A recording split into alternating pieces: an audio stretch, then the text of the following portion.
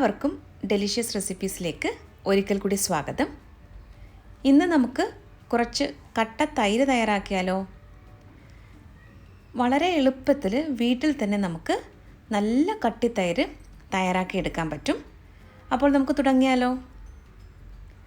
ആദ്യം പാലൊന്ന് തിളപ്പിച്ചെടുക്കണം. ഞാനിവിടെ 1/2 ലിറ്റർ പാലാണ് എടുക്കുന്നത്. ഇത് 250 ml കപ്പാണ്. അപ്പോൾ 2 കപ്പ് പാലെടുക്കുന്നുണ്ട്. ഇനി പാലൊന്ന് തിളപ്പിച്ചെടുക്കണം. ഇതുപോലെ ഒന്ന് ഇളക്കി കൊടുത്തുകൊണ്ടിരിക്കണം. പാല് നല്ലതുപോലെ തിളച്ച ശേഷം ഇതൊന്ന് ചൂടാറാനായിട്ട് മാറ്റി വയ്ക്കും. ഇളം ചൂടായി കഴിയുമ്പോഴാണ് ഇതിലേക്ക് നമ്മൾ തൈര് ചേർത്ത് വയ്ക്കുന്നത്. അപ്പോൾ ഇതുപോലെ തുടർച്ചയായിട്ടൊന്ന് ഇളക്കി കൊടുക്കണം. പലരും പറഞ്ഞു കേട്ടിട്ടുണ്ട്, വീട്ടിൽ തൈര് സെറ്റ് ചെയ്തെടുക്കുമ്പോൾ നല്ല കട്ടിയായിട്ട് കിട്ടുന്നില്ല എന്ന്. ഈ ഒരു വീഡിയോയിൽ 1-2 ചെറിയ ടിപ്സൊക്കെ ഞാൻ പറയുന്നുണ്ട്. ഇപ്പോൾ പാല് നല്ലതുപോലെ തിളച്ച് വരുന്നുണ്ട്. ഇനി നമുക്ക് ഫ്ലെയിം ഓഫ് ചെയ്തിട്ട് ഇതൊന്ന് ചൂടാറാനായിട്ട് മാറ്റി വയ്ക്കണം. ഇതൊന്ന് ചൂടാറി കഴിഞ്ഞ ശേഷമാണ് നമ്മളിതിലേക്ക് ഉറവ് ഒഴിച്ച് വയ്ക്കുന്നത്.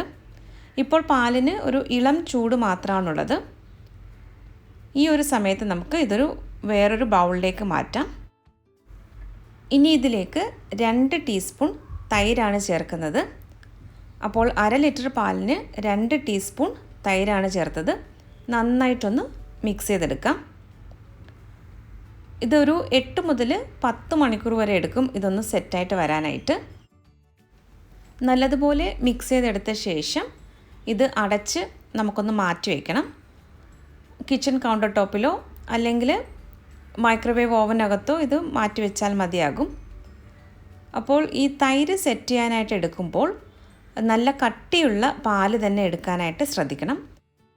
അതുപോലെ ഈ പാലിൽ ചേർത്ത് വെക്കുന്ന തൈരിൽ കൂടുതൽ പുളിയുള്ളതാണെങ്കിലോ അല്ലെങ്കിൽ വെള്ളം കൂടുതലുള്ളതാണെങ്കിലോ അതുപോലുള്ള തൈരായിരിക്കും നമുക്ക് കിട്ടുന്നത്.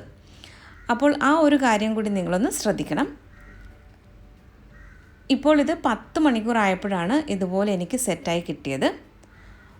ദേ കാണുമ്പോൾ തന്നെ നിങ്ങൾക്കറിയാമല്ലോ, നല്ല കട്ടിയായിട്ടുള്ള തൈരാണ് നമുക്ക് കിട്ടിയിരിക്കുന്നത്. ചെറു ചൂട് പാലിലേക്കാണ് 2 ടീസ്പൂൺ തൈര് ചേർത്ത് മിക്സ് ചെയ്ത് വെച്ചത്. ഇതുപോലുള്ള 1-2 കാര്യങ്ങളൊക്കെ ശ്രദ്ധിച്ചു കഴിഞ്ഞാൽ നല്ല കട്ടി തൈര് നമുക്ക് വീട്ടിൽ തന്നെ എളുപ്പത്തിൽ തയ്യാറാക്കിയെടുക്കാം.